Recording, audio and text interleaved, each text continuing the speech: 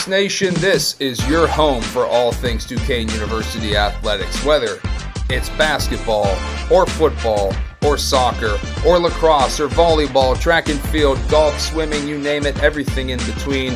If it's happening at UPMC Cooper Fieldhouse, Arthur J. Rooney Athletic Field, or anywhere our Dukes play, you're going to hear about it here. Hello and welcome, Dukes fans. You are looking at co-producer Rudy Longarini inside the worldwide headquarters and studios of All Dukes Sports Talk. I'm Bob Healy III, joined as always by Nick Frost, and we are uniting Dukes Nation for a conversation on all things Duquesne University athletics. So without further ado, let's get to it, and let's go Dukes! Ginyard inside to Netchis, up under, good! Dukes threw over the wing. Johnson stops the free throw line. No good. Skying for it is Hall. Another big stop for Duquesne. Ball was down and in. Ginyard, the drive, goes up and finishes. It's tough. Dockery's second, no good. Dixon, the rebound. Ginyard, fastest man on the floor, gets in the front court. Ginyard going all the way. He got it! Terrence Ginyard, the blur, wins it for Duquesne. He waves goodbye to the LaSalle fans and to the Dockery's second, no good. Dixon, the rebound. Ginyard, fastest man on the floor, gets in the front court. Ginyard going all the way. He got it! Terrence Ginyard, the blur, wins it for Duquesne. Hey Dukes Nation, welcome back to All Dukes Sports Talk. You just watched the thrilling conclusion to Duquesne 62, LaSalle 61 at the UPMC Cooper Fieldhouse on Wednesday night, February 18th. A thrilling come-from-behind victory for the Dukes. Well, first they came from ahead, and then they came from behind, and it was the latest of a 5-game winning streak for Duquesne, which unfortunately did snap today, or yesterday rather, Saturday, February 21st, in a game at Dayton. But the Dukes have nevertheless won 5 out of their past 6 games, and things are looking up in Dukes land. I'm Bob Healy III, joined as always here on this podcast by our man Rudy Longarini out in California and Nick Frost in Pittsburgh. And we have a special guest for you today. It's not basketball related, but he has a lot of basketball memories I'm sure he'll share with us. And I'm not just talking about the courts in Brookline and Beachview growing up, but also at Duquesne University when he was a longtime head football coach. Mr. Greg Gattuso coming to us from Florida, sunny Florida. He's got if you see cigar smoke billowing out in the screen somewhere, he's enjoying one outdoors in the nice weather. Coach, welcome to All Duke Sports Talk. Thanks, Bobby. It's good to see you again. Good to meet Rudy and Nick. I'm glad to be here tonight. Well, Coach, the news, of course, that we're all pretty excited about, and it's been, hard to beat, the winning streak that's been happening on the Bluff for the men's basketball team. But this was quite a big story. You're coming back to Duquesne to be an associate head coach under Jerry Schmidt.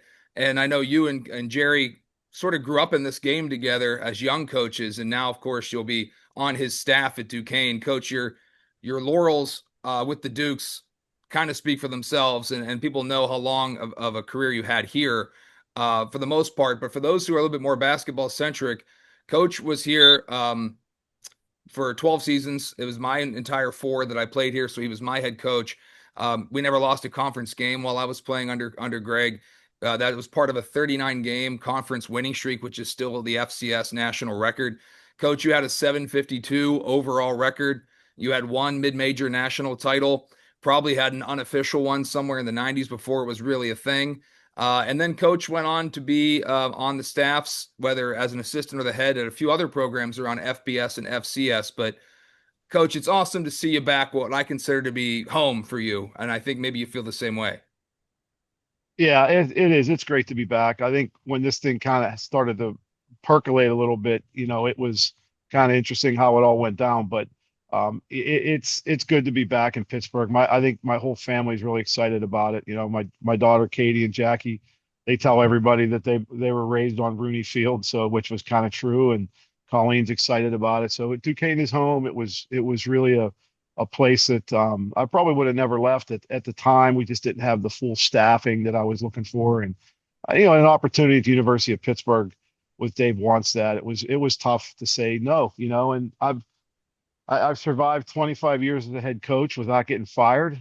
So I'm pretty proud of that. And there's a lot of great people that I've worked with, I've coached.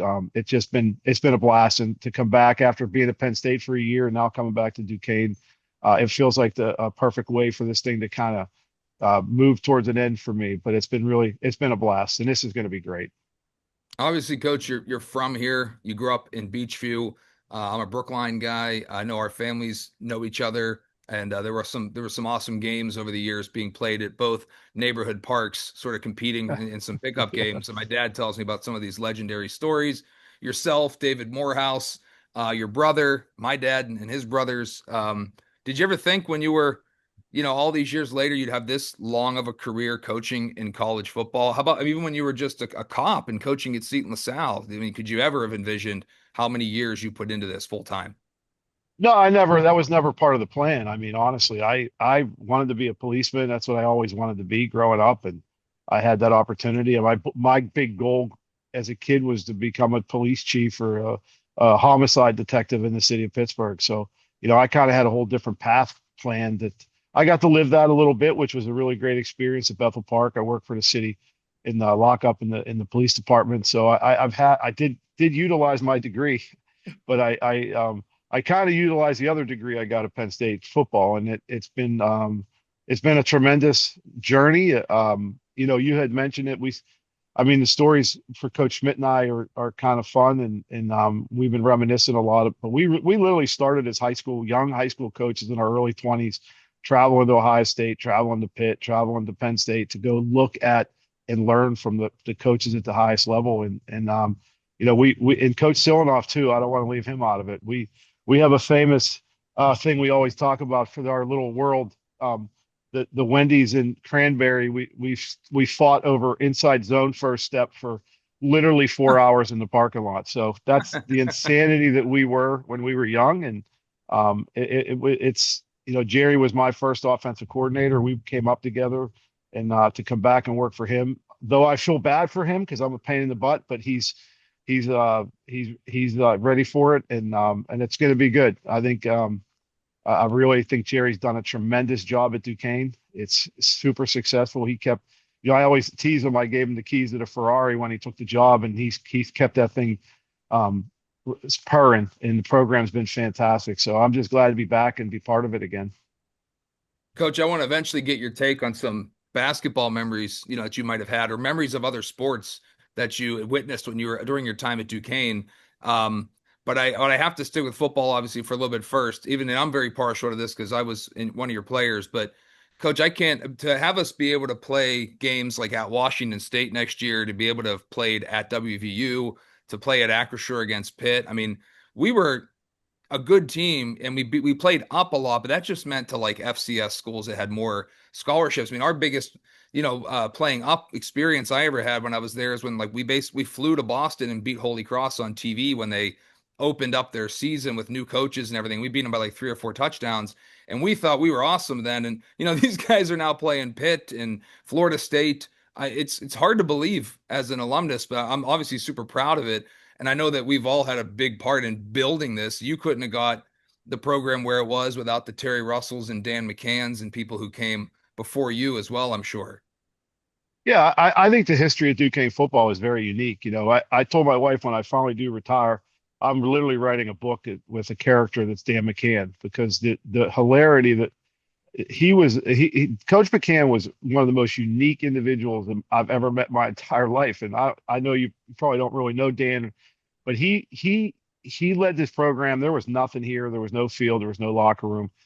Kept it floating. He did a great job. They won a club national title with young Terry Russell running around and young John Rosado somewhere helping on the sidelines. And those guys really have supported the program immensely over the years as coaches, as supporters in every capacity. And there's a bunch of guys like that. Jack McVeigh. I mean, I can go down a list of really great people. And I can't wait to reconnect with some of them. But it's the history. It was an interesting history. When you think about, they beat Pitt back in the 20s, and then football kind of, after when the war started, I guess they dropped football, and then it kind of disappeared for 50, 30, 40 years. So it's an interesting history. And I think guys like Dan McCann, Terry Russell, and John Rosado sometimes get overlooked in this thing. But, it's really a good program, and to get back and be part of it again is awesome for me. We had a guest on, Coach Sam Costanza, who wrote this book last fall, and he came on to promote the book. I just finished reading it. I've been reading it like 4 pages at a time in the sauna at the YMCA, and I finally finished this book. And yeah, it's fascinating. I mean, to know what these guys went through to get the program to where it is Yeah. now. Um, so that is such a cool look for Duquesne fans. If you're just a sports fan in general, this history of Duquesne football is fascinating. We're known as a basketball school, of course, but the amount of championships and pride that comes out of that football program, I can't recommend that book enough.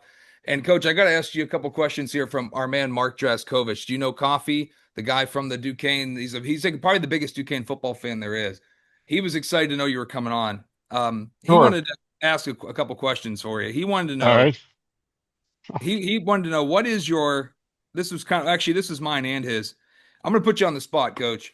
If you had to pick top of your head, the top 3 to 5 Duquesne football moments when you were on staff, like the games. You don't have to say biggest disappointment. I think we all know that was 02. At least it was mine.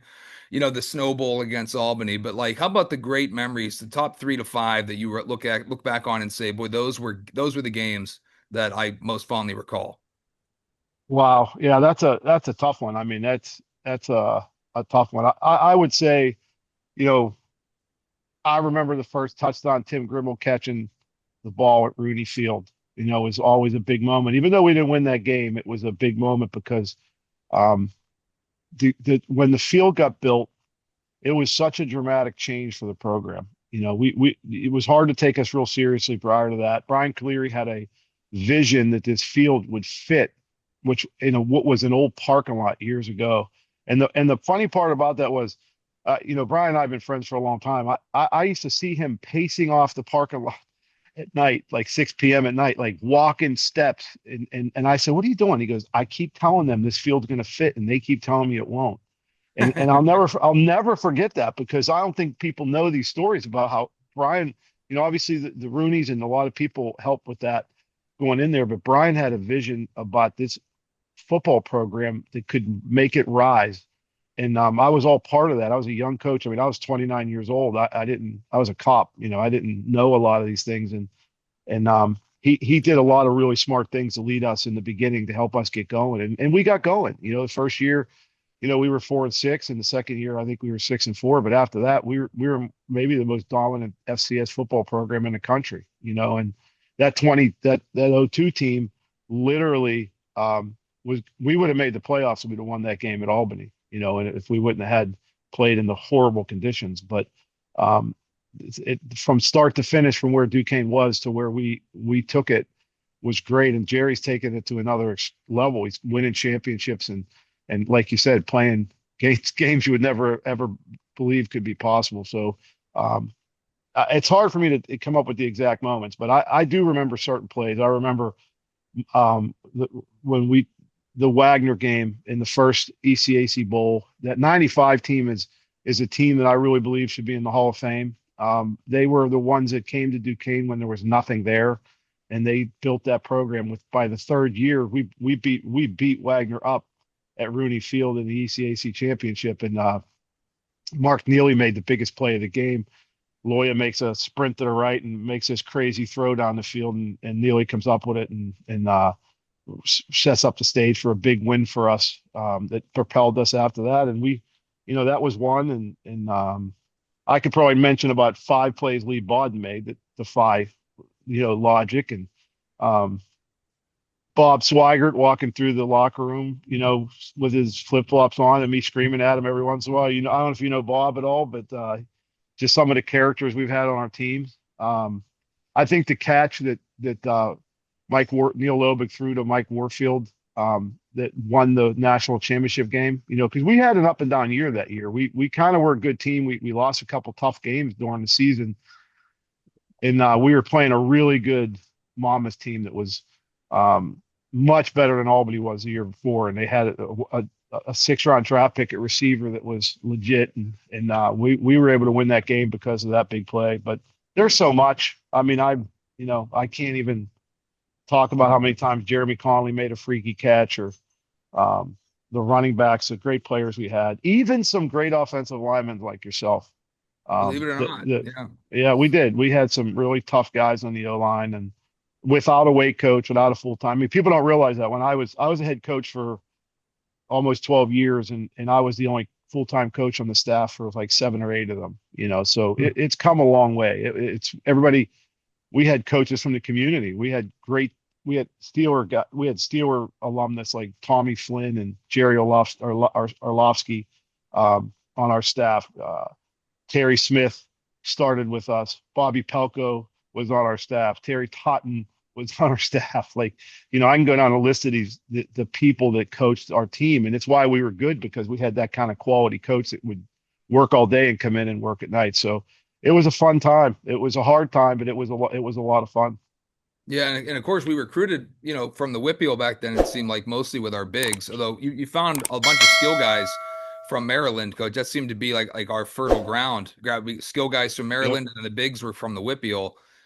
It certainly helped, right? And being as well entrenched in this area of the country as you were in your staff to get these players to come to Duquesne. Yeah, we always felt like we could win in Western Pennsylvania with just Western Pennsylvania kids. I still believe that to this day. It's changed a lot now, but when your core is a group of people like the kids that grow up in our football in Western Pennsylvania, it makes it a tough football team, and it's really the first criteria to be a great football team is being tough. And this area has always been known for O linemen, D linemen, and quarterbacks, and we were really good at those three positions. But we were a homegrown product. I mean, there's no question. There were some people from Maryland. The Lee Bawden story is incredible when that happened and how that all went down, and no one even knew who he was. But Eleanor Roosevelt was a big connection for us.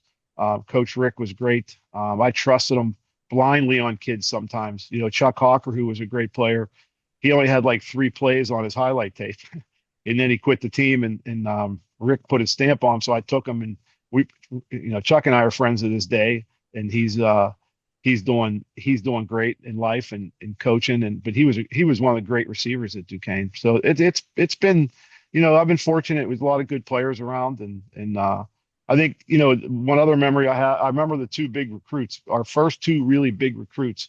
We felt like we beat some people the people in the area. And one was Mark Neely, and one was Sugar Bear, Ronnie Gilbert, from Woodland Hills. So, they were the guys that kind of broke the ice for us starting to get some named kids from the area. Coach, a lot of people don't realize how incredible of an athlete and player Jeremy Conley was. I talk about him. He was the best offensive teammate I ever played with. I mean, Lee obviously was the best defensive player I played against or with, but look, Jeremy Conley was just a monster. I mean, you could not stop him. The caliber of competition we were playing against, he looked like a men against boys sometimes.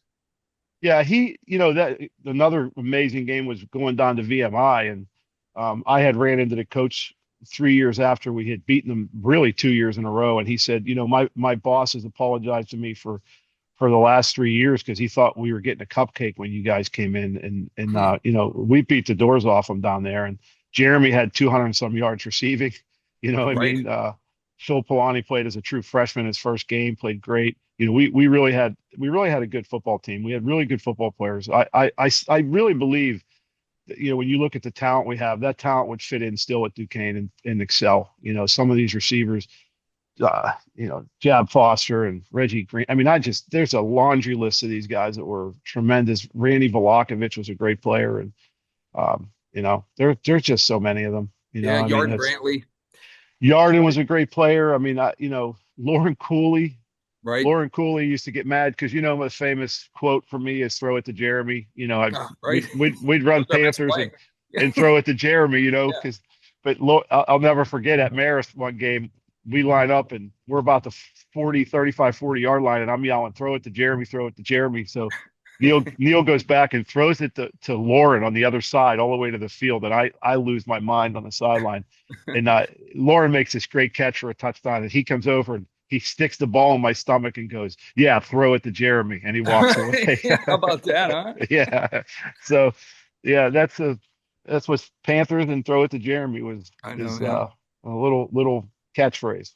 Yeah, you mentioned Phil Polani. I actually his kids were running all over the place, coach, at our Hall of Fame ceremony.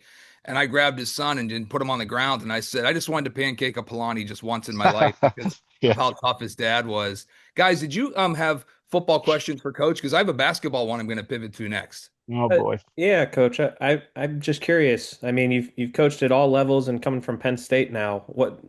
I mean, obviously the game has changed and recruiting has changed, but what do you think's going to be the biggest difference going from your assistant role at Penn State versus your assistant role here back at the Bluff? I think the big thing for me was, I love being a head coach. I love 25 years of doing it, but I really don't want to do it anymore. I mean, I almost retired. I literally just didn't want to work at that level anymore. I love that level and I hate that level at the same time, and I love working with James and at being at Penn State. Excuse me. Bless you. All my teammates, reconnecting with my teammates was just fabulous and a lot of fun. But I got to the point where I needed something like the perfect job for me to take it, and I had everybody convinced in my family I was just going to retire and enjoy life, and got 4 grandkids. And so I was all set. And then I got to blame Tom Donahoe a little bit out of this. Hmm. He said, you need to go talk to Jerry about being his defensive coordinator. And I was like, hey, coach, he knows I'm available. If he wanted me there, I don't know if Jerry wants to deal with me, poor Jerry, Yeah. but, but I was like, if he has my number. So we talked for 3 days, and I said, you know what? I'll go talk to him. So I call it Friday of the Hall of Fame induction of the '03 team. I just walked in his office and sat down. We chatted for a couple of minutes, and I said, hey, man, I think you should hire me as your defensive coordinator. And he starts laughing. He's like, I've been thinking about it. Jerry, like, he got to Right. think for a It's long a time. good impression too. Yeah. Yeah, he Yeah. goes, I've been thinking about that, just about calling you. And, I go, but what would hold you back, Jerry? I mean, I know you worried I'm going to be a pain in the, can I say ass? Pain in the ass. And he says, he goes, oh no, I know you're going to be a pain in the ass, but that's okay. I'm used to it. So it was pretty much done right there. I mean, it was kind of cool, to sit down and do it. But I do have to blame Tom. And I think the only real difference for me, for being a Penn, I had no stress. I mean, I was coaching defensive tackles and I didn't have any stress. I didn't have to make any decisions. Nobody wanted to know how many black markers and blue markers do we buy, and do we need, the field this or that. I just didn't have to do any of that stuff. And I had a great year, even though the season was kind of up and down. So this will be a little more stress, I mean, obviously calling the defense and a little more responsibility, but it's okay because it's coaching, which is what I love to do. And it's competing, which I think I like more than coaching. So I think that at the end of the day, I'll let Jerry handle all that stress, and I'll do everything I can to have some fun, and we'll see where it goes. Of course, for our listeners, Tom Donahoe, if that name sounds familiar, was the general manager of the Steelers. He was my high school coach. There you Did you go. Wow. know that?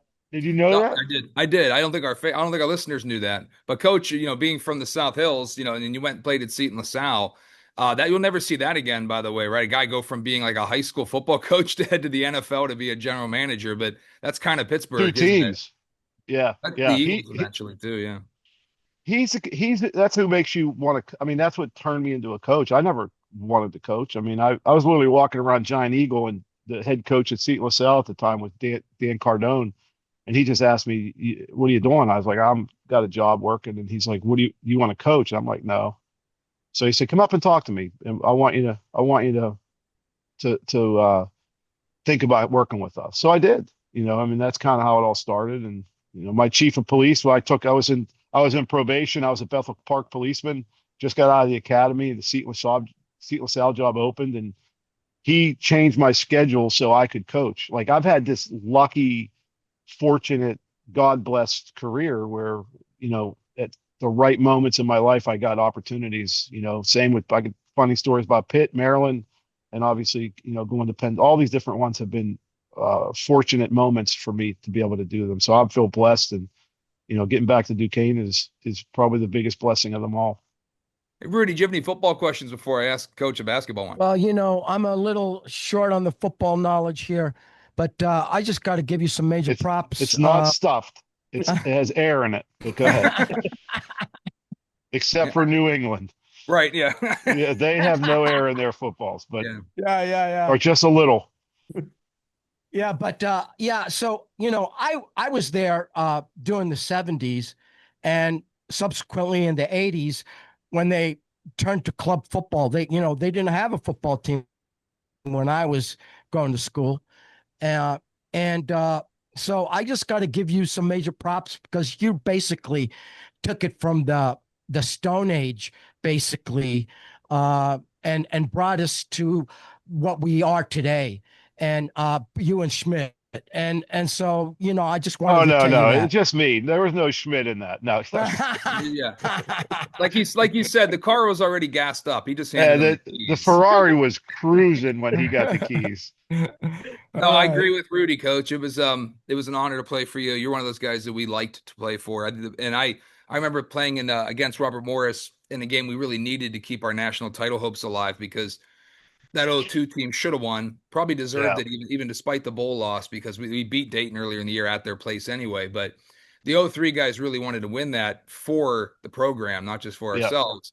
And that game against Robert Morris, we could not have been more excited to come out for that game. And I actually got a high ankle sprain that game. And I came back into play because the only play I missed, I think my guy got beat and it led to a pick six. And I just had the thing wrapped up and I went back in and I ended up limping the rest of the game. And but I couldn't even play in the bowl game because of how bad the ankle was after the game. But we needed that Robert Morris win. And I remember you calling me out after the game and saying, "Where's Bobby Healy at?" And you said something like, "And you are tough. You might actually be from Brookline." That was like the greatest compliment I ever got. You know, Well, you aren't the toughest in your family, brother. Trust me. I know that for sure. You're way down the list because Yeah. there's some tough dudes in that Healy field. I never mess with any of them. That's what Jim Sweeney used to tell me. He would And just go, and "I we don't." were way bigger than we were much bigger than the Healys, Sweeney and I, but Streno, Yeah, but we didn't mess with the Healys. No, yeah, they were different breed. Well, you Coach, I on do. the other hand, I can mess with. Yeah, no, I'm a softie compared to those guys. One Oh thousand yeah. percent. Not even a comparison. Coach, here's my basketball question, and I was curious. So you were on the Bluff for quite a while, Hmm. and your team went from Division III to FCS, and I think you were there when it was Division III as well. Then the Yeah. FCS program, and then you left right before the team went into the NEC. But during that entire time that you were coach, so let's say 90. Let me see, coach. Would it have been 93 to 04, or was it earlier than Not, yeah, that? I was there in '92, and I was also there in 94 '87 as D line coach as a deal. for So during Terry that entire Russell. time, if you want to take it back to the 80s, who are your top five favorite Duquesne basketball players, men's or women's? See, well, I would tell you, I thought you were gonna say who the best, but You can give us either. that's a tough one because I don't remember names real well at this age. So, but I will say the one that first jumped out when you started your question was Corey Lede. Mm-hmm. Um, I used to play basketball against her, and she was. We had pickup games, and she was.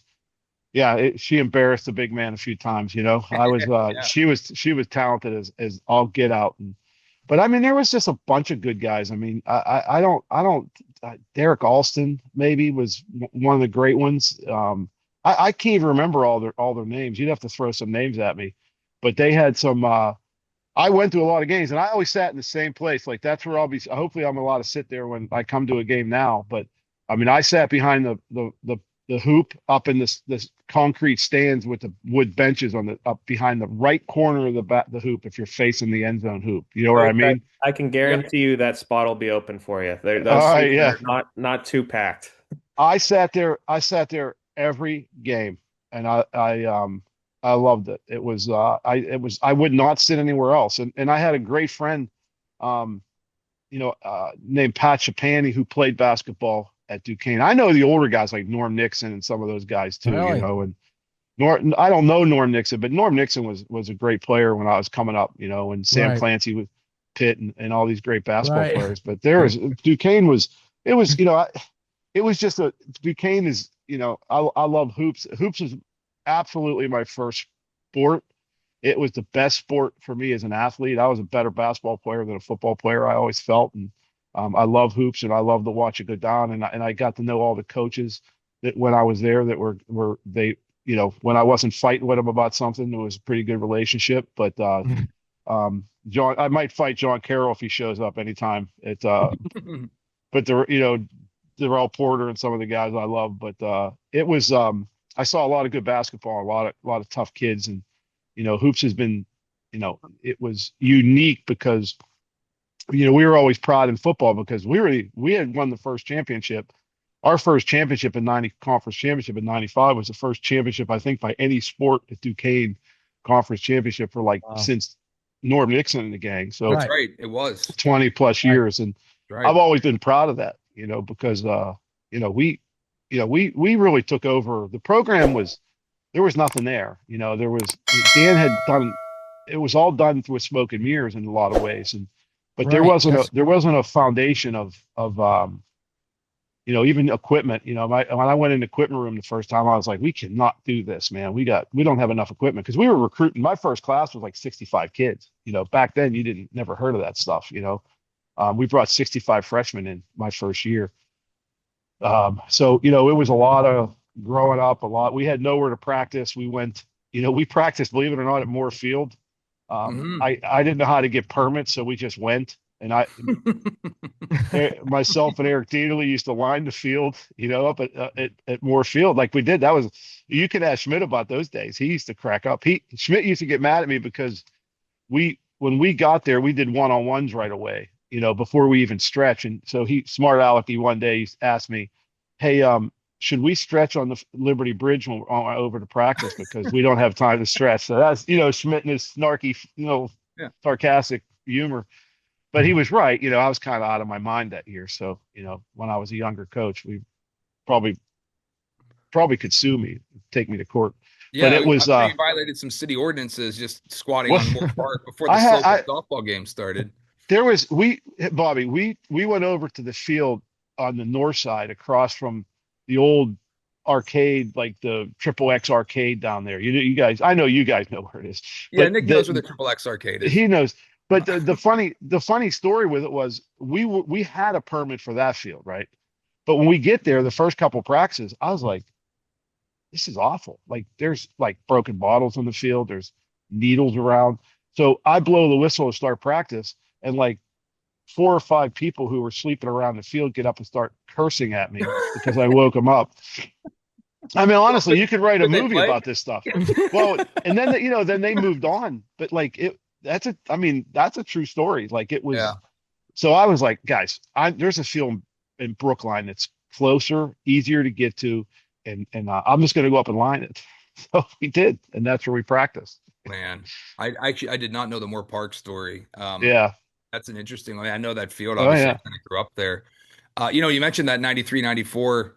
Well, I'm sorry. I'm that teams, the teams that were at Duquesne playing basketball when you were a coach there, they weren't very good teams. Right? We went along. The only winning team I think we had, coach, while you were on the Bluff was 93, 94, and that was the Derek Alston senior year. Right. And that's one of the guys you mentioned. Derek, he was really good. Yeah. I'm not good with some of the names because basketball had, I wasn't really involved with the team at all. I mean, I went to at least half the home games every year. You'd have to pull up a roster. There you go. You're right on top of this stuff, huh? Tommy Pipkins. Good player. I remember Tom. He was a really good player. I remember. Oh, go down. Kenya was a great player too. I really liked him. I'm going to go to the next season here. So this is 93, 94. And that was the only winning season, coach, we had until Everhart, right? Like, that was the next year. I was trying to be diplomatic, Bobby. Yeah. Oh, it was bad. There's Mike James. Mike James was a really good player. Kenya Hunter was a really good player. Matt Curley was pretty good. Yeah, that was the next year. Yeah. Those guys were pretty good players, obviously. Yeah, Duquesne basketball is really, I grew up a basketball fan. I mean, I was a Pitt Panther fan through and through. I mean, the old days of the Eastern Eight and Sam Clancy and all that crew and Raleigh Massimino at Villanova. I mean, we used to taunt Raleigh Massimino from the. We used to wait after the game to taunt him. But that Dude, I go. Did you attend? Did you attend the games against Pitt and we played against Pitt at the arena? Yeah. Yes. In the Eastern Eighth tournament. So remember the big giant. Do you remember that back in the day, you could walk right under the free throw line, right across. Fans could walk right under the basket Yeah. Yep. and Behind the basket. behind the basket. And I remember, being at a Pitt Duquesne game, and I'm a big rabid, obviously Duquesne fan, and I remember walking at the free throw line when Sam Yeah. Clancy was at the free throw line. Yep. And yeah, dude, I remember walking by right under the basket, basically, I mean, at the top of my lungs, yelling all kinds of, things at him. And we could get away with that in those days. I mean, you could It literally was walk right under the basket. it And it so, was crazy. yeah, I yeah. think Sam Clancy would just flick you away, Rudy, is I so know, the I size know, I difference know, there. Sam, I know. Sam was like A I monster. mean, let's face it, he was Yeah. like a gorilla. I mean, Yeah. I mean, the guy was huge. And, and he went to play for the Cleveland Browns, right? I mean, yeah, what an he played athlete. 10 years. Sam Yeah. Clancy's a good friend of mine. He was my hero growing up. When you play ball in the in the backyard and you're a player, you're somebody's um you're somebody. I Uh-huh. was always Sam Clancy when we were kids. And I actually got the pleasure of coaching with him at Pitt. We become really good friends. I love Sam Uh, Clancy. Wow.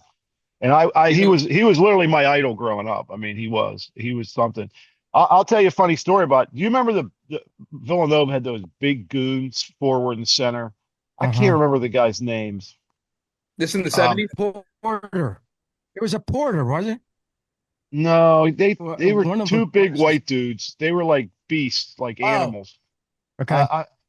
Anyhow, we used to stand behind. We used to wait for Raleigh after the games. They beat Pitt one year, and we were just like you said. We were right in that little thing above the tunnel when you go in, and it was late after the game, so it was like me and my friends, and we were just dog cussing Raleigh, and he starts coming up in the stands like we're laughing, and so these two big goons start coming over to come after us, and obviously we hightailed it out of there, but they were that's how close we were to them to harass them Right, back those days with right, no security around, nothing like that. So, right. Nothing. and they were giants. Like we were big kids. We were like 18 or 17, but these guys were animals. I can't even remember their names anymore. They were good. Yeah. The one guy played in the NFL or the NBA. It's not McCann. That don't matter. It's irrelevant. It's just to Yeah. your point of the access you had back in those days was absurd. Yeah, yeah. Well, Unbelievable. Coach, we got a whole bunch of other Duquesne athletics things we want to get to, including All basketball. right. Holy We hell, also, we have a but little you're down accident there. there. It's starting to get dark where you're at right now. I don't want to have to keep. I It's mean, getting I'd dark, love to dude. keep you on, but I don't want to monopolize all your time. I'd No, like you're to get good. you. I budgeted time for you guys. You kidding? Thank you. Do I have a light on here? I could put a light on, maybe. I don't know. You're good. I can still see you. I just feel bad. I want to get you. I'd love to have you give us your thoughts on the current team. Have you watched any of the men's team so far this season? I have not. I really have not. I really gone away from basketball a lot. I used to be a Giant fan. Even my daughter Katie was a great basketball player. She gets furious with me because I don't watch any NBA, and I just watch very little basketball now. But I look Mhm. forward. It was hard. It was hard at Albany to get to games a lot of times because um, I lived 30 minutes away. So you get done at 5, you run home, get the wife, and come back. It's like it's like a lot of driving late at night. So um, I got the games at Albany and enjoyed that. But we're I kind of fallen away, but I'm eager to get back into it a little bit because I know they have a good team this year and I know they've had some success, which is I do follow and I'm excited about. Yeah, I know Katie was one of the ball girls you were talking about. Yeah, Yeah, I remember those guys when they were just running around there. It was fantastic. I mean, I'd never seen them, and I'm like, who are these girls? And I'm like, oh my gosh, that's coach's daughters. And the all 4 years I was there, they just kept getting older, and it was kind of wild to see. And now they've got kids of their own and everything. And man, yeah, time just flies. It's hard to believe. When we were all gathered at the Hall of Fame ceremony, you're looking at our guys have kids, and yeah. I know. We're now And gonna they're we're the all same age bad. you were. I mean, it's right. They're all bad, but we're like the same age you were, when you were coaching us, and it just Yeah, you blink and there it goes. Well, it the men's does. team we mentioned that had lost the most recent game. So we're recording this on Sunday, February 22nd. The Dukes did lose at Dayton 78-66. So the Dukes get swept by the Flyers on the season, which does hurt Duquesne's chances a little bit of getting a top 4 seed in the upcoming A10 championship playoffs, which will be hosted at PPG Paints Arena, but they're not out of it just yet. Let me take a look here at the A10 standings. You can see the Dukes are sitting at 8-6. They're now alone in 6th place. There's a three-way tie for 3rd between Mason, Dayton, and St. Joe's. The Dukes did lose to St. Joe's as well in a game they should have won. I have a feeling that one's going to come back and bite us. The loss to St. Joe's, the come from In ahead loss that overtime. we blew in overtime. But the Dukes still have 4 games left this season. Next game at the Cooper Fieldhouse against Davidson on Wednesday at 7 o'clock. And then on the road at St. Louis for another shot at the first place team. The Dukes played them really tough at home. This one's going to be in Missouri, though. And then March 4th at Rhode Island. And then the final game of the season is at home. It's the Chuck Cooper Classic, March 7th against Richmond. Clearly, if the Dukes go 4-0, they'll be in great shape, but you can't assume that. They can catch any of these teams besides St. Louis. So they're absolutely in the hunt. And it starts with the game against Davidson. But we did at the top Right. of the show the highlights against LaSalle. I was very encouraged, at least the final highlight. I was really encouraged, guys, about the LaSalle win because we sort of brought our C minus D plus game and still won. The Dukes kind of shot like, crap, and we're able to find a win. Thanks, I think, a lot to Terrence Skinyard and the speed that he has. But I still feel really good about winning 5 out of the past 6. And if you go back a little bit more than that, it's 6 out of the past 8. You know what I mean? So they're a Right. hot team. They're still to me the hottest team in the A10, and I think they have a lot still to play for in front of them. Rudy, what did you like and dislike about maybe the Dayton game? Well, I saw a little bit of it. I was taken away. I was doing something else. Uh, and I looked at the bot score. We kind of even, but we didn't come out very well in the third quarter. I mean, in the second half, and Yeah, we never you do, it gotta seems. come out right. We never do, but to our credit, we stuck around. Uh, but I'd rather I'd rather concentrate on the stuff that we did well. And on the games previous to that, because if I'm not wrong, we went through 3 games since we last did our broadcast. So, Yeah, it's the first one we've done in a couple of weeks. right. So, as far as getting back to the previous game, uh, you know, uh, just like in any sport, uh, well, I was a decent tennis player at one point, and I grew up with Jimmy Connors uh, and Borg and all those people, and and you know and there's times when you're playing and stuff that you're not 100%. You're just gonna miss it, and and uh and and and they still won. Okay, and that's what I want to emphasize. Okay, even when we didn't have our A game, because we were missing 3-pointers left and right. Uh, and we didn't even reach the 70 mark for scoring. So, but we found a way to win. And that is the character that we have, okay, that I think that we should try to accentuate and try to promote. And that's what I want to say to that. And uh, dude, Ginyard, keep on telling you, dude. He's, I mean, maybe in the next couple weeks at the next show, we got to do on our last show of the season. We got to go over who our MVP was, okay, for the season, okay.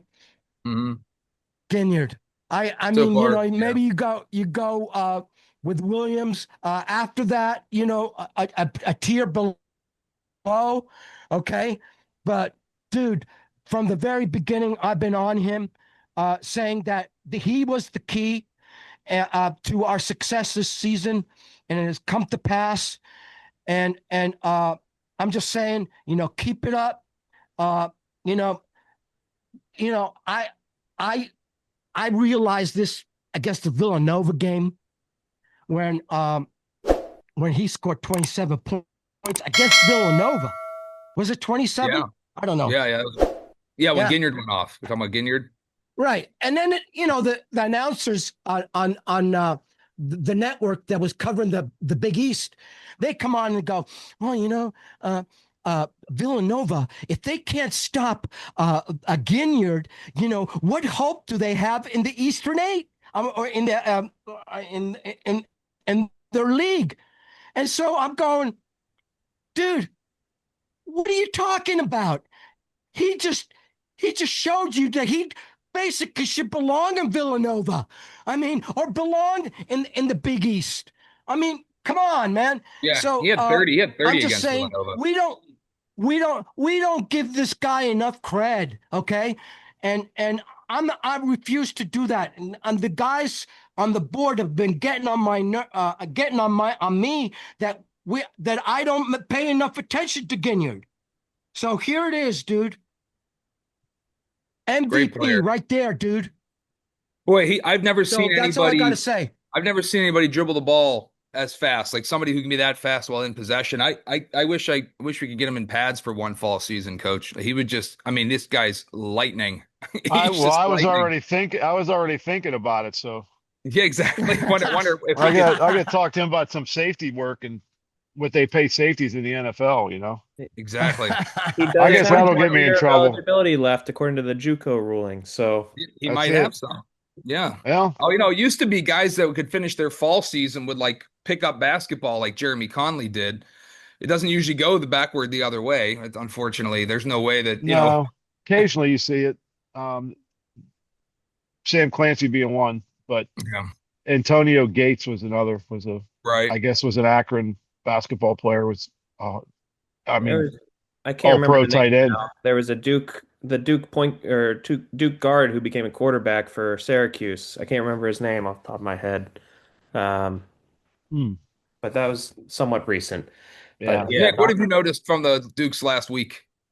So I think from the Dayton game, we learned that if Nick, we don't yeah. have Netchus and Dixon on the floor with foul trouble at the same time, we're in trouble against the top teams, which makes a lot of Yeah. sense.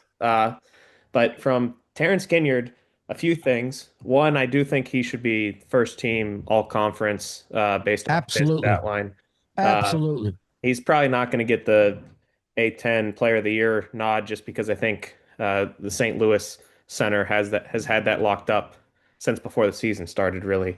But from just a fan standpoint, with the waving goodbye to the LaSalle fans, the night at Davidson, he has created some moments that should be on T-shirts. Speaking of getting paid, the NIL money should be going towards him. If we have the NIL store making shirts or somebody making shirts that you could sell with some of the moments he's made. Um, I mean, he's just an electric player. Uh, Dave Dixon, wanted to give him a shout out for being the winningest Yeah, basketball absolutely. player in program history officially on wins. Obviously, it's helped by the expanded schedules that we play nowadays as opposed to back in the day when we were really rolling in basketball. But a great accomplishment. Really has been a key contributor in turning this program around, and is still dominant. I mean, there were points in the Dayton game before he got into the foul trouble where he just took over. One of the one of Right. the dunks that he had, he grabbed I think two offensive rebounds on that possession before he dunked it home, and you could tell the broadcasters were respecting his game. Um, Jimmy, I mean, I'm confident he'll bounce back. He's had a couple rough games, and Netchus I think had probably his worst game of the year against Dayton. I'm confident he'll bounce back. Um, Jake had some great minutes in the Dayton game too. Really encouraged by the team as a whole still, even after that loss. I think that all the And then pieces are there. Brandon Hall, dude, you got to give some major props. Yeah, you got to Yeah. give some major props also to Hall. because basically it's no that and it's no you know it's not by mistake that we've had that winning streak because Hall was inserted into the lineup. Basically, uh, you know, and his defensive presence, we sick him on on their best player. Usually, it's a guard because the guard-driven league that we are in, and you sick him on another guard, and then and let it play out. And he's got enough variation to his game that he's also an offensive contributor.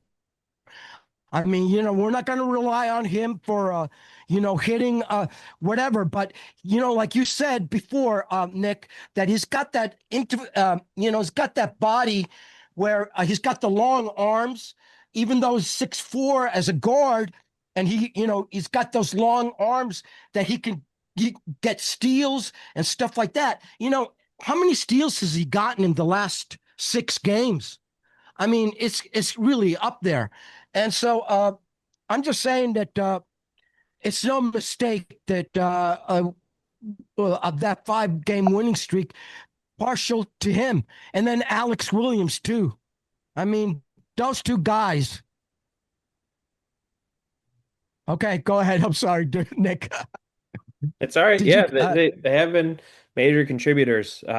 So I mean, we've won it. We've played well on the road, so I'm confident in that we've in I guess not even really a neutral site of the A10 tournament that we're going to play well. And I don't think we played our A game today against Dayton either.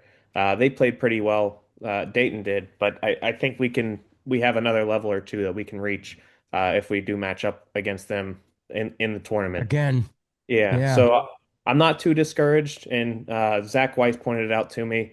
The 2024 team, they lost to Dayton both times in the regular season too. That didn't seem to matter much. So we'll see. This guy scares me though. We don't have an answer for someone like this guy. So Um, I think if we had Netchus cover him instead of Dixon, it would have been a better matchup. yeah. That was my viewpoint. I Yeah. felt like and obviously once both of those guys were out, yeah, we definitely didn't have an answer for him any which way. But I think Netchus could cover him better as the stretch that he is. Um, just some food for thought if any of the coaching staff on Duquesne men's basketball is listening in. Well, let's turn our attention to the ladies. There's been it's been an uptick recently since we last had a Right. show. They're on a winning streak, right? Well, they won 3 out of 4. Yeah. Oh, yeah. Yeah, and then the only Well, yeah, right. the loss prior to the three out of Right. four run was an overtime loss. They've looked a lot Right. better. So the ladies most recently 72-61 winners over VCU. This was a home game yesterday, the 21st. If you go back, they took care of Fordham and Loyola Chicago as well. These are the 2 games preceding the loss at St. Joe's, and then you can see the loss in overtime at St. Bonaventure. But it's been nice to see them be more competitive. It took a long time, of course, to get the first conference win, but the ladies now have 3 of those, 10-17 overall. The Dukes ladies, I looked up the standings. They don't have a chance to crawl out of the bottom 4 because they only have 2 games left. And the team that's fifth from the bottom has 6 wins. So the ladies in the Atlantic 10 Championship tournament are going to have to play in the opening, sort of play-in round. Right. You know what? In a weird way, maybe it gives you a chance to get a win in the tournament because otherwise, that's a team that's a little bit overmatched as the season has shown. But I do love Alexis Bortis. Coach Gattuso, I don't know if you had a chance to see any of Alexis or if you know her at all because she's local, but that is a fantastic player. I don't think she's going to break Corey Haleday's records anytime soon. But yeah, she's been a fantastic contributor. You guys, how about Nick? Have you noticed anything lately from the women that you've been able to observe? Yeah, I mean, I think the big contributors that have stepped up over this past 4 games or so has been their big. Raven Washington has really taken it to another level defensively and Mhm. offensively. Gabby Grantham Medley has been that third guard that they've needed to help with stretching the floor out, consistently making some shots, and then Mac Blackford has really, I think, figured it out again when it came to creating the offense and shooting. With those three stretching the floor a little more and having defenses not just focus in on Lexus, that's helped a lot. And then Fatu and Raina Green are both kind of smaller fours or fours that are play more like threes on offense, who are great at driving to the basket, creating contact, and just running full speed, regardless of what's going on. So it's been a really encouraging past 2 weeks. I and defensively, I mean they've held VCU to 61 points. They held even their loss at St. Joe's. I think they held them to low 60s in points there too. So the defense is kind of locked in a little more, and I think that's been probably the biggest improvement on Mackenzie Blackford's game has been she's locking in more on her defensive assignment, whereas before there was a lot of guards penetrating and causing us to need to help and leaving wide open shooters. And that's not really happening anymore, which is great. And she's been playing like almost the entire game, Mackenzie. So obviously, even if she's not shooting lights out, she's contributing a ton. By the way, Coach Gattuso looks like he lost power on his machine. So I hope he Yeah. gets to finish his cigar outside at least before. I think his wife Colleen was like, "Stay out there and smoke it." So that's probably why he stuck around as long as he did on our podcast. But so I want to thank Coach. I'm texting with him now for coming on with us. That's a super cool story. Now back to Yeah. basketball. The Dukes ladies, again, they have two Oh, games can left. I want to say one thing. Yeah. Dan Burt, I can't remember the last game that I saw on ESPN. They interviewed him, and it was after a loss, I think, or maybe a win. I can't remember. But, he came on to say, dude, we are the tallest team in the A10, and we're also the youngest team in the A10. And they kind of go together. I guess, when you're really tall, like you guys are, like you're not as coordinated as us little people. And no, it takes a So long time to sort of figure out the body. right, Yeah. Yeah, it's So longer I'm limbs. By the just, time I make a pass, more can go wrong. It's true. Well, maybe that's a good sign for the future. Like these yeah. guys are going to get mature and get better, and they're, So I'm just saying, and yeah, you can't dude. teach height. We got a lot to look forward to. We got a lot of height. They're only going to get better. And Nick is bringing up the point there about their defense. Maybe their defense is picked up, and that'll be a moniker of the base that we're going to play good defense, and we're gonna start with that basis, and then we're going to go after that. Yeah, and Blackbird Burn is also getting the last four games. Um, Bordas is not the only contributor anymore. So that had a lot to do with it too. I mean, if you go to the losing streak, I mean, it was Bordas or nothing else. There was nothing else. So, yeah. Yeah, it's nice to see that she seems to have rebounded from the injury. That was scary. I think if there was any risk that she was going to be, long term feeling this years down the road, I don't think Dan would be playing her the minutes he is. So clearly she's okay. That's great because she's the future. And that's a good point he points out about them being young but also big. You can't teach height, but what they will be able to teach over the next few years is how to use it the best possible way. And they got a couple games left at least. Right. Well, Like, three left at least to do that. yeah. Yeah. So at St. Nick, I Louis don't know. Anything else, dude? I mean, what do you think about the future or whatever? Whatever. Yeah, Nick. I don't think they're focusing on the future right now. I think they're focusing on the present. They're Mhm. starting to play their best basketball, so they can if they keep that up and keep the progression going, they could surprise some teams, especially if you catch them with that extra rest that they're having and getting a rusty performance from a team that has a bye or a double bye.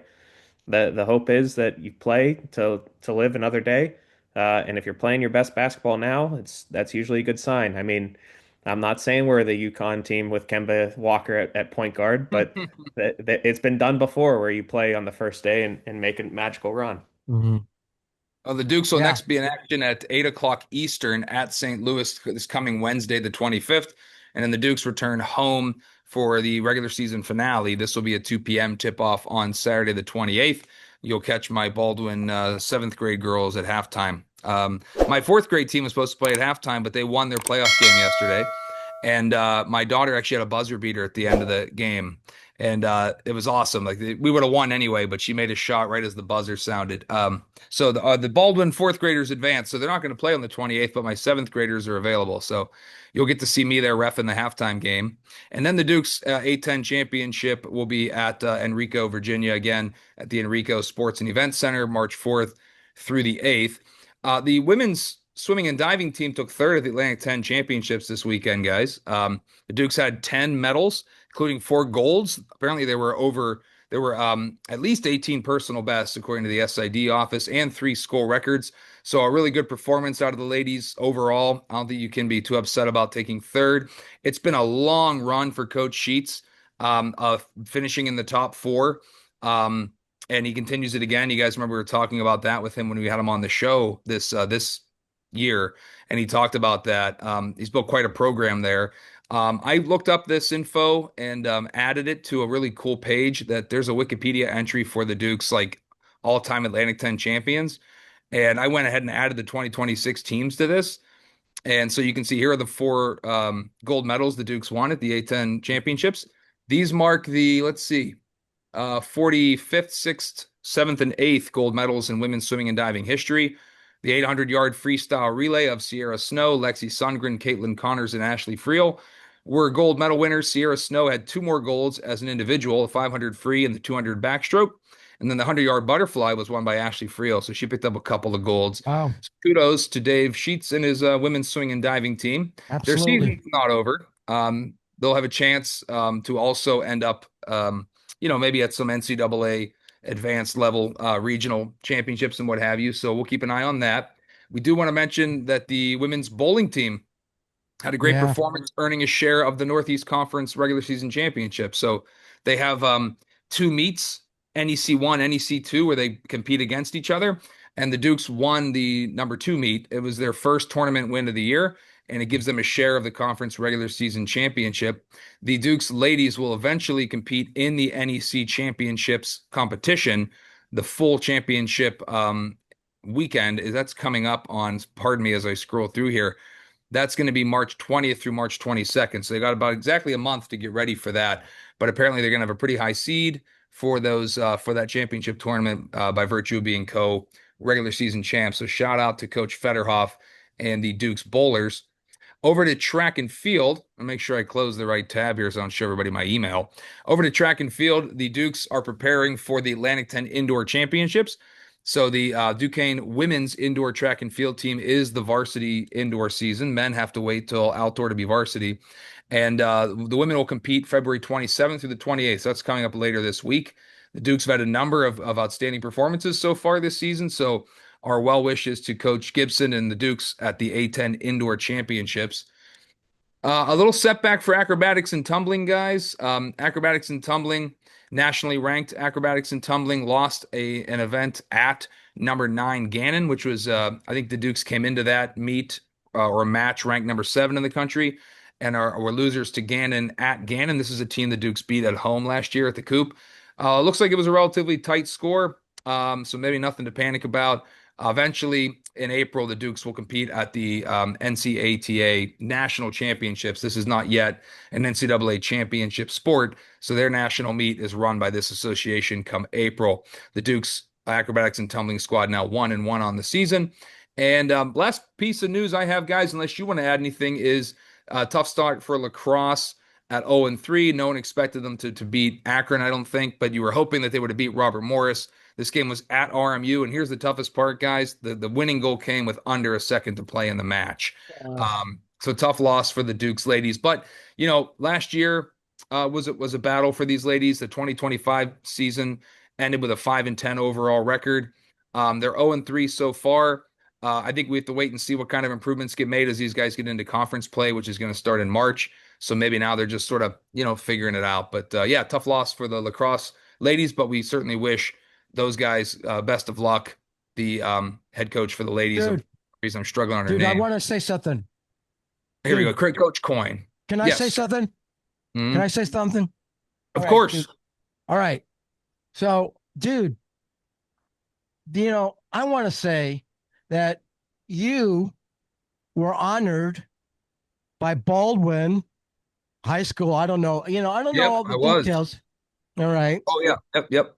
And so I went on the message board for Duquesne University, and up on the recruiting section, they had a title that you were getting these awards. Oh, Uh, cool. I have to take a so look at uh, the. so All right. I want you to bring that up. I want Well, you to, because I know that you won't do it, but I'm insisting that you do it. That's nice of you to bring it up. Thanks. I had a great 8-day run there. The Dukes football team from '03 went into the Hall of Fame, and I was honored by my high school as an individual Hall of Famer 8 days later. That was really awesome, and it's been such a cool run because then it's also it's opened some media attention for me because it's a unique experience to have those two back to back like that. And it's a Division I school, and Baldwin's a big high school, so it's helped the story, I think. But also, I have a couple national records in track when it comes to the transplant games. And so I was a living organ donor, so that news got out as well. You've also had your share of brushes with medically, with some harrowing, things. And yeah, I had cancer where it wasn't serious. They took the thyroid gland out. It's serious, I guess, but I was nothing that was going to jeopardize my life. But I had an allergy to the anesthetic, and Mhm. that's what almost killed me. So that history and then having to then go under again to give my liver to my father-in-law, that made it a bit of a more interesting story. So the Post Gazette published sometime earlier last week. So the week of the 15th, they published something Wednesday or Thursday, a nice story about that whole process and my like sort of life in sports, and that was part of it. Today it's in print. So if you can't get on the Post Gazette website, you can see it in print. But yeah, we've thanks for bringing that up, Rudy. It means a lot. I appreciate it. I just looked at the boards, the Duquesne fans message board on Board Host. I did notice some people called that out. So thank you for everyone who read it. And hopefully it inspires you. And, that's kind of the idea. That's why I've been an outspoken advocate for organ donation. Mhm. So let me do this, Absolutely. guys, with the Great. time we have left. That was kind of like all the big Duquesne news I had, but I want to get your guys' thoughts on the week coming up. It could be basketball centric, could be anything else that you think to look forward to in Duke's land. And Nick, I'll start with you. Just excited to see the basketball teams keep rolling. Hoping that they keep the momentum going into the conference tournaments. I do think that the women's team might have some magic in them, despite all of the struggles that have gone on this year. So And Rudy, I know maybe this is the time we tell folks you're going to be in Pittsburgh. Rudy is going to be Yeah, the staying at my Berg. I'm house. going to be in the Berg for the conference tourney, A10 tournament.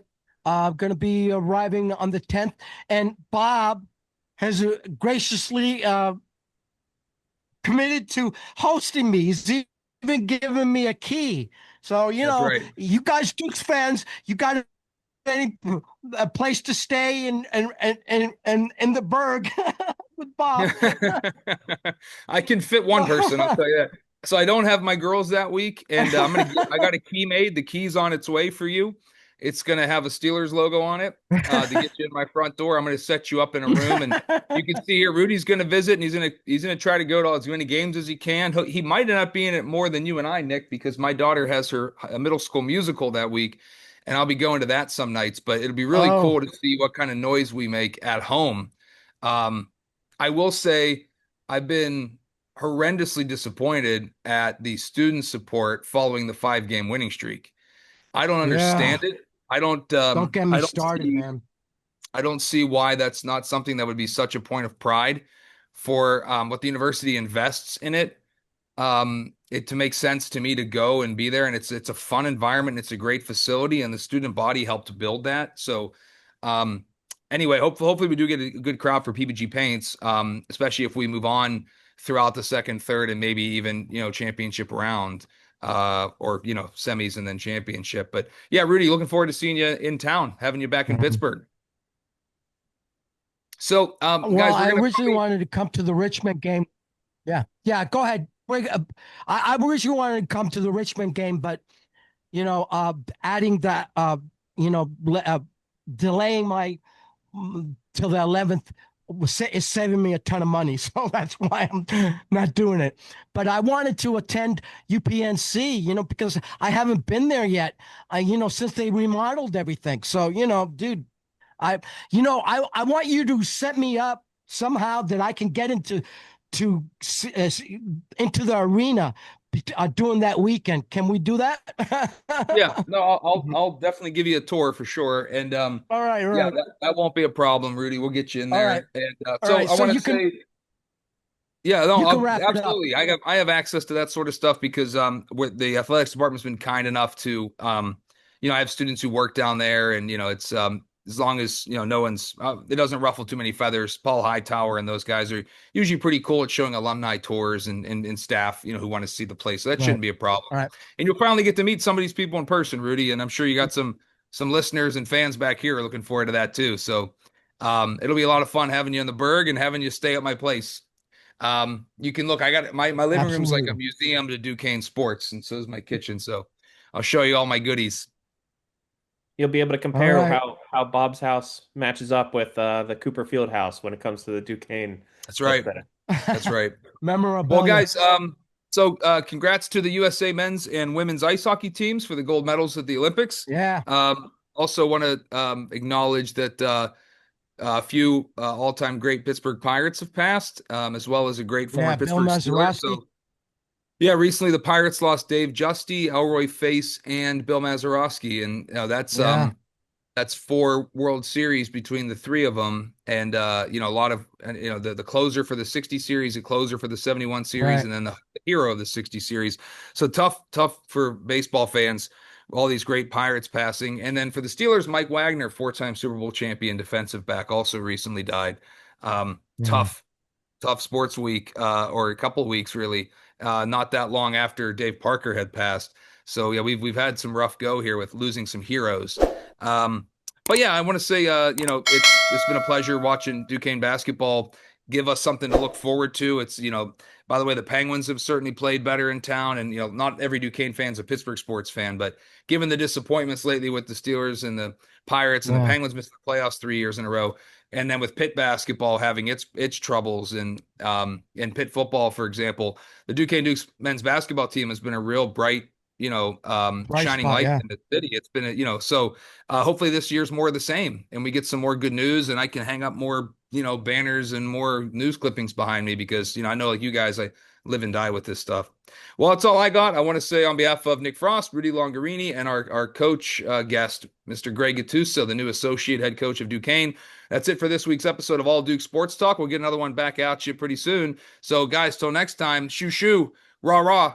Let's go Let's go, Dukes. dude. Let's go, Dukes.